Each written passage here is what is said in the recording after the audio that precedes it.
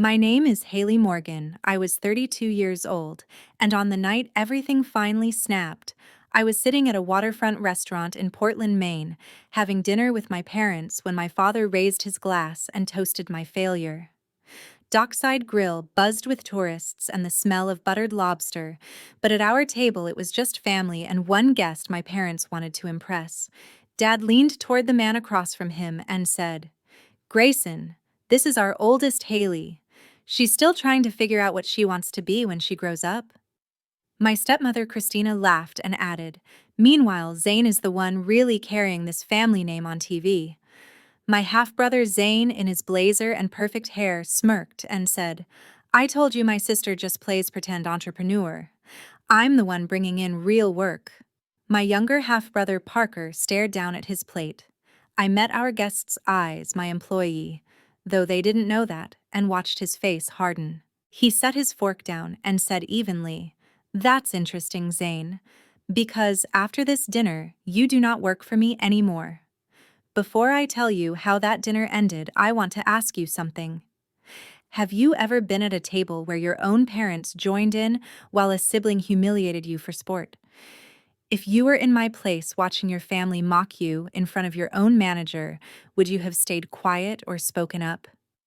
Tell me in the comments what you would have done and where you're watching from, because for me, that night in Portland was the moment years of ignoring red flags finally caught up. A couple of weeks before that dinner, I had turned into the old driveway of the duplex where I grew up, on the edge of Portland, to go through my late mother's things before the place went on the market. The shingles were grayer, the porch railing slightly more crooked, but the hallway still smelled faintly like laundry detergent and dust. Dad and Christina were moving fully into their newer house closer to the old port, and Dad half-heartedly said, "If there's anything of your mom's, you want grab it before the realtor starts." In the back bedroom, my mom's boxes were stacked neatly with labels in her careful handwriting: cookbooks, photos, winter scarves.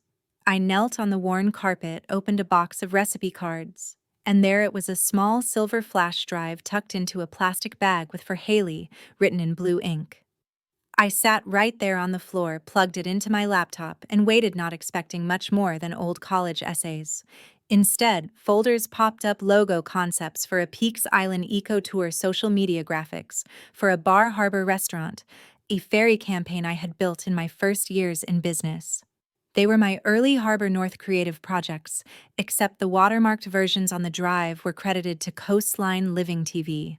Creative lead, Zane Morgan.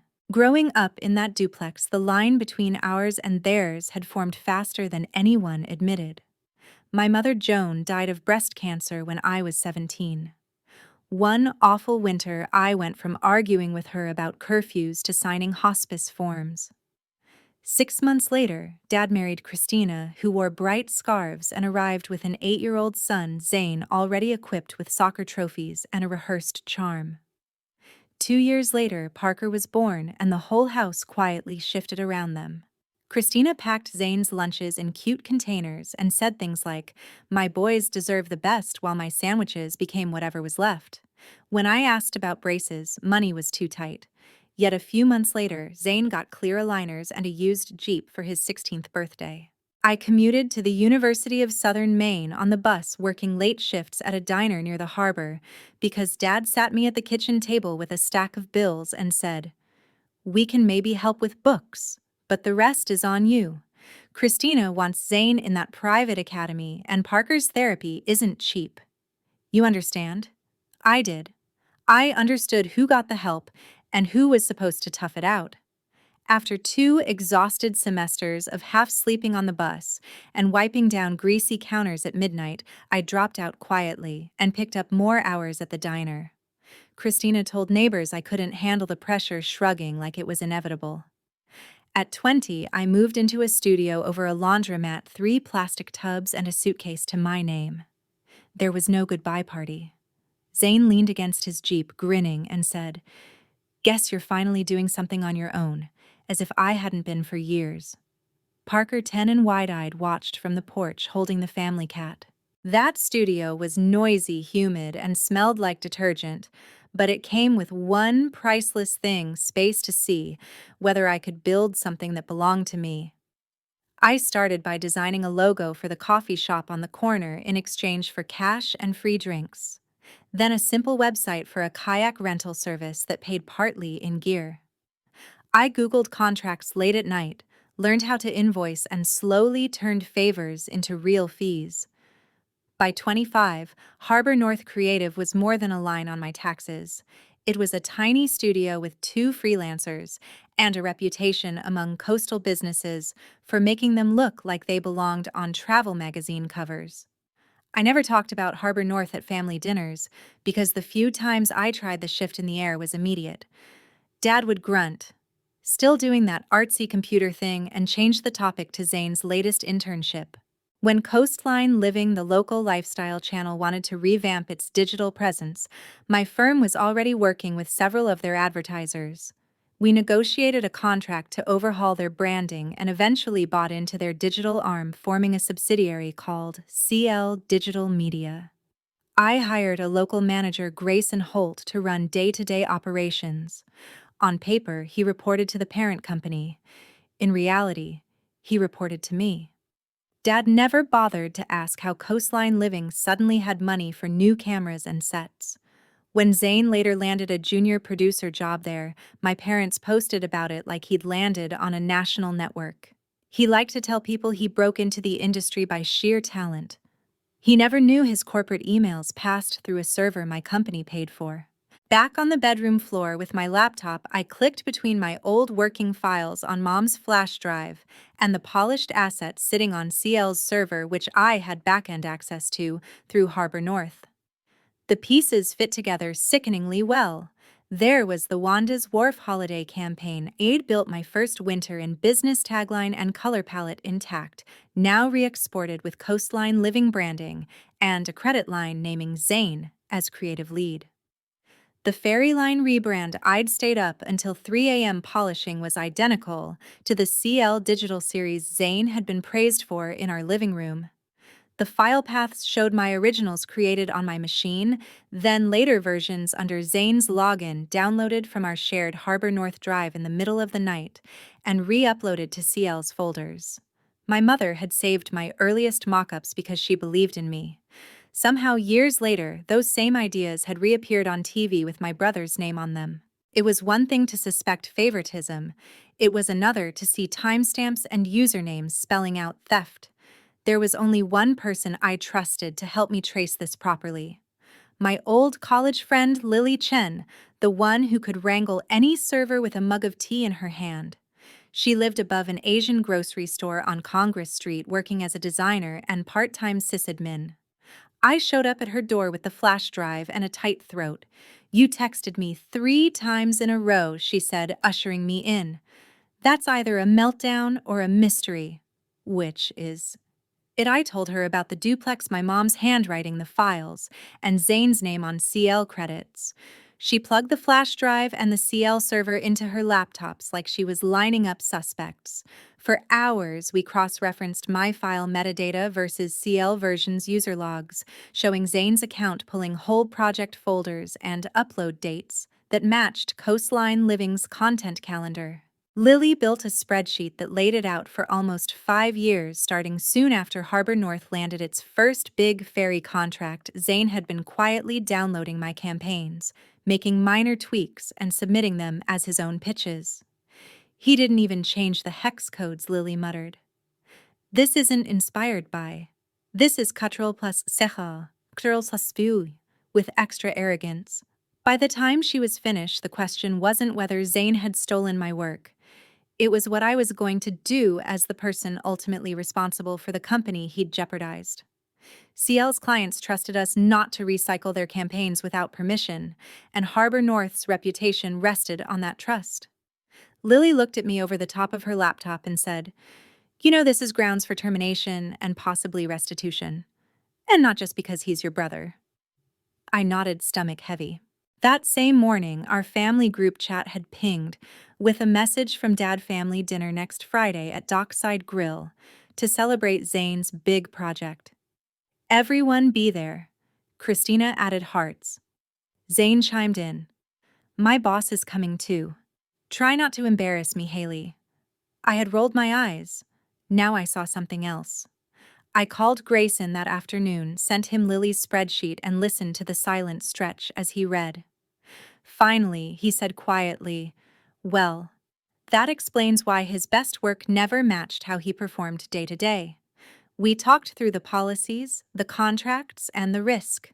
When I told him about the planned dinner and who would be there, he exhaled. If you want me present when they find out who you are to CL, he said, I will be there. At Dockside Grill, Christina arrived early to set the tone in a cardigan that probably cost more than my first month's rent over the laundromat. Dad wore his navy blazer, ready to play proud patriarch. Parker sat at the edge of the table, scrolling but clearly listening. When I walked in, Dad gave me a brief nod, then lit up when Grayson appeared behind me. You must be Grayson, the genius behind Coastline Living's success. He boomed, shaking Grayson's hand eagerly. This is my son Zane, your rising star. Zane grinned, already half in performance mode. We ordered wine and seafood. Once the server left, Christina raised her glass and said to Zane for putting Portland on the map and showing what real drive looks like. Some people just talk about dreams. He actually does something. Her eyes flicked toward me on that last line. Dad chuckled. Yeah, not everyone can handle real pressure. Zane leaned in, basking. Haley mostly does cute logos for fishermen, he said loudly. We're still waiting for her big break. Parker's jaw tightened, but he said nothing. I had brought my laptop knowing exactly how this might go. I set it on the table, opened it, and turned the screen so everyone could see. You know, I said calmly, I think it's time you all see what I've actually been doing. On the screen, Lily's slides loaded. On the left, my original Harbor North files. On the right, Coastline Living posts and promos, each pair nearly identical. Underneath, a line of small text: creation date, download date under Zane's login, and CL upload date. I clicked slowly through Wanda's Wharf Baylight Ferry, the Peaks Island Eco Tour, pausing just long enough for the credits to register. Creative lead, Zane Morgan. For a long moment, no one said anything. Christina's smile vanished. Dad squinted as if the font might change if he stared hard enough. Zane's face drained of color. What is this supposed to be? Dad finally demanded. Some petty jealousy slideshow. I kept my voice level. This is 5 years of my campaigns created at Harbor North, then accessed from our shared drive by Zane and re-uploaded to CL as his original work. Every timestamp backs that up. Harbor North owns CL Digital Media, the arm of Coastline Living you work under, I added, looking at Zane. So when you stole from me, you also put the company and our clients at risk. Christina jumped in quickly, tone sugary and sharp. Families share ideas, Haley, she said. You should be proud your brother looks up to you. Why make it ugly? Before I could answer, Grayson leaned forward.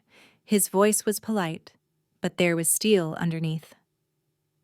Mrs. Morgan, I'm afraid this isn't about inspiration, he said. This is documented intellectual property theft from Harbor North and a breach of Coastline Living's obligations to its advertisers. Dad blinked. Harbor North, he repeated, confused. Grayson turned to him. Harbor North Creative owns a majority stake in CL Digital Media, he said. I run the Portland operations, but I report to the owner of Harbor North. Then he looked at me. That would be Haley. The words landed heavier than any toast. Christina stared. You own all this, she whispered. Zane's voice cracked. You're my boss, he asked. I nodded. Have been for a while. Grayson pulled a folder from his briefcase and slid a set of documents toward Zane. Based on the evidence and our policies, he said, your employment with CL is terminated effective immediately. Your access to our systems ends tonight. We will also be conducting a review of any bonuses paid on work that originated at Harbor North. The clink of dishes and chatter around us suddenly felt very far away. The rest of the dinner played out in strained silence. Our plates arrived, but no one tasted much. Dad made a few half-hearted attempts to argue that this could have been handled privately and that I was dramatic, but he kept glancing at Grayson's paperwork and my laptop, as if the documents might somehow vanish. When the check came, his hand shook, reaching for it. I put my card down instead. The idea of him paying for that particular humiliation with funds that might not actually be his made my skin crawl. Outside under the glow of the harbor lights, Zane stalked toward the parking lot without a word. Christina clung to Dad's arm, asking what they were supposed to tell people. Parker hesitated near me, looking like he wanted to say something, then just murmured, "Text me when you get home," and followed them. I drove back to my apartment above the eastern promenade, feeling shaky but also strangely clear, like a fog I had lived in for years had finally lifted. The next evening, just as I was starting to process what had happened, there was a knock at my door. Through the peephole, I saw Dad in his blazer tie loosened, holding a thick white envelope. I opened the door and stepped back. He walked in like it was still his right, not waiting to be invited to sit. "Zane is devastated," he began pacing. "You blindsided him, in front of his boss, in front of us. That could ruin his career." I folded my arms. "He ruined his own career when he decided to steal," I said. Dad ignored that and placed the envelope on the coffee table. "I don't want this to go any further," he said. "Inside is a check for $112,000. It's your grandmother's inheritance, your share. Take it, sign some papers saying this was all a misunderstanding, let Grayson give Zane a suspension, and we can move on." His smile was tight eyes calculating. "Money can fix things if you let it." I looked at the envelope for a beat, then opened it. The check was neat, the amount spelled out Dad's signature at the bottom. What made my stomach twist wasn't the number. It was the account name printed underneath. "Dad," I said slowly, "this isn't your personal account." He waved a hand. "It's all family money in the end," he said. "Donors don't need to know every detail. Harbor Horizons trusts me." Harbor Horizons was the youth arts nonprofit he managed, the one that raised money so kids in Portland could afford music lessons and summer camps. "You wrote my supposed inheritance from a children's charity fund," I said. "And you used that same account for consulting payments to Zane, didn't you?" His face tightened. Before he could deny it, there was another knock. This time, it was Parker, damp from the drizzle, phone clutched in his hand. He brushed past Dad and put the phone on the table. "I have to show you something," he said. Parker had been helping with spreadsheets at Harbor Horizons, inputting numbers for the program coordinator. On his screen, he pulled up a list of transfers, multiple payments labeled consulting, each flowing from Harbor Horizons to accounts tied to Zane, and in one case, today's date and the exact amount on the check in my hand. "I checked the paper files," Parker said quietly. "There are fake invoices with your signatures. One of them is the down payment for Zane's condo." Dad lunged for the phone, but Parker stepped back. "You told everyone that money went to scholarships," he said. "You let donors cry about kids having chances they never had, and you were wiring it to your own son." I held the torn check pieces a bit tighter. It was one thing to know my father preferred his second family. It was another to watch him raid a charity to cover his son's theft and to try to buy my silence with it. I tore the check once, then again into smaller bits, letting them fall to the floor. Dad's voice went cold. "You have no idea what you're doing," he said. "If this gets out, it will destroy me and that fund. All because you can't stand seeing your brother succeed." Parker's laugh sounded like it hurt. "This isn't success," he said. "It's stealing." Over the next few days, everything moved quickly and slowly at the same time. I sent Lily's spreadsheet photos of the torn check and Parker's screenshots of transfers and fake invoices to Michelle Carter, the lawyer Harbor North kept on retainer. Michelle called within hours, voice steady and practical. "We're going to firewall you and the company from this mess," she said. "Then we're going to make sure Harbor Horizons board has what they need." She drafted a detailed letter to Dad and Christina demanding they cease any attempts to contact me about settlements, and another to the Harbor Horizons board chair outlining the misuse of funds. Meanwhile, Zane blew up my phone with messages that swung from begging to threats. "Please, Haley, I messed up, but I need this job," one said. Another read, If you don't drop this, I swear I'll tell everyone you're unstable and vindictive. No one will want to work with you. Christina sent a long email about family loyalty and how she'd always treated me like her own, conveniently forgetting the years of locked pantries and secondhand everything. I forwarded all of it to Michelle and stopped replying. Zane didn't stop at private messages.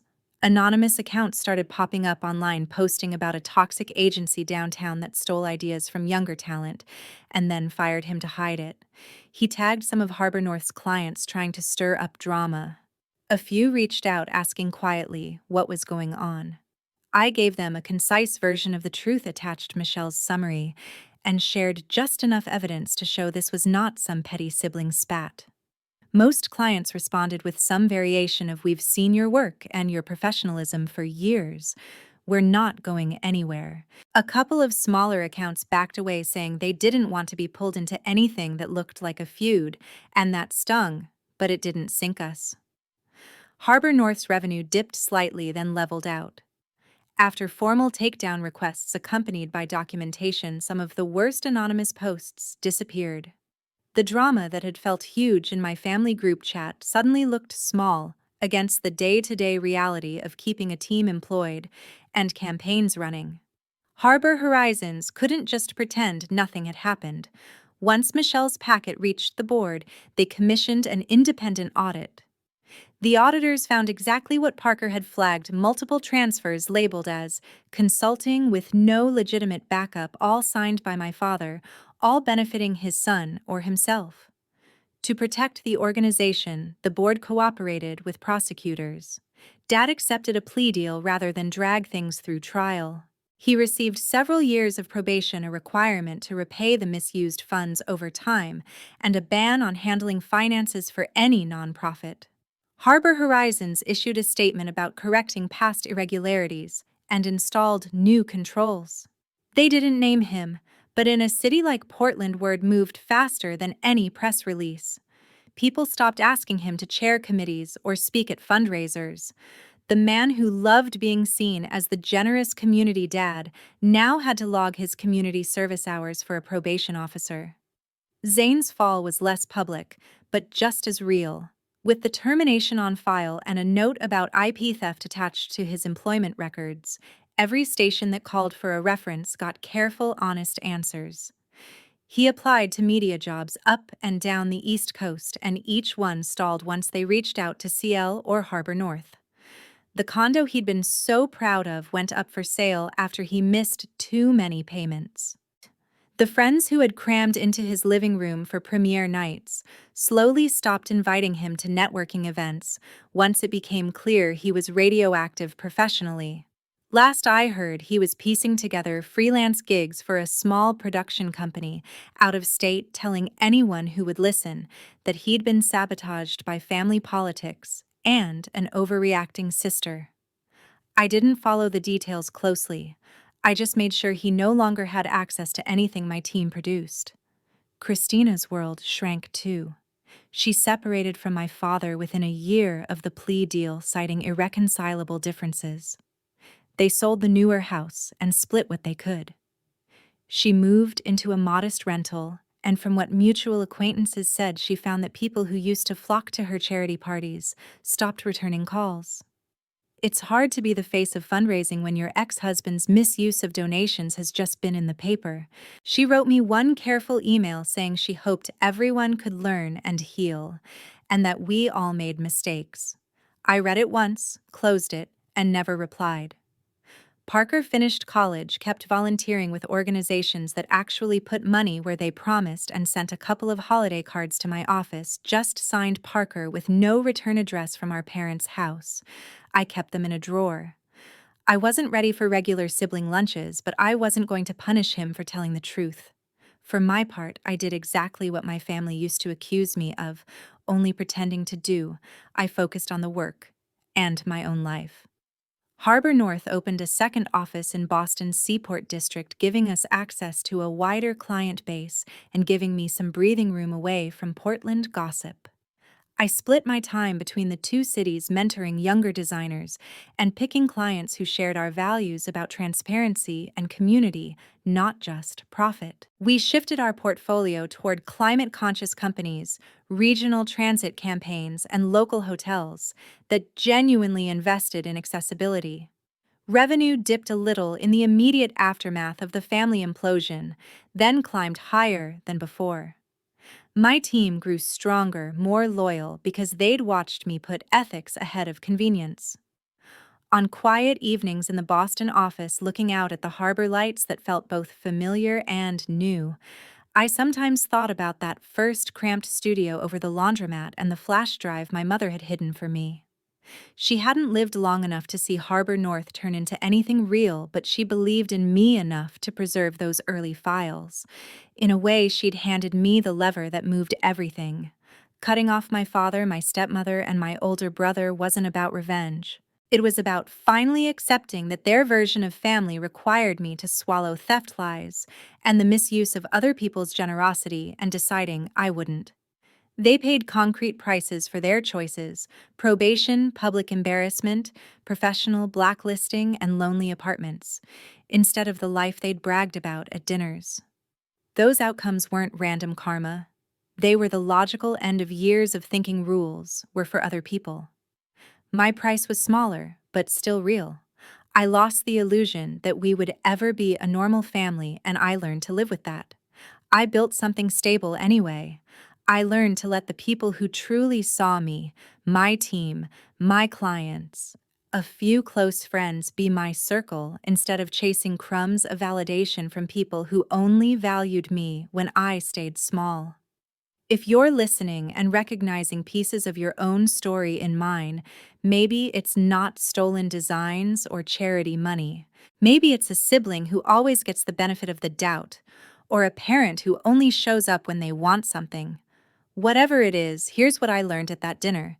And in everything that followed, blood is not a get out of consequences free card, and you are not obligated to stand between someone and the fallout of choices they made with their eyes open.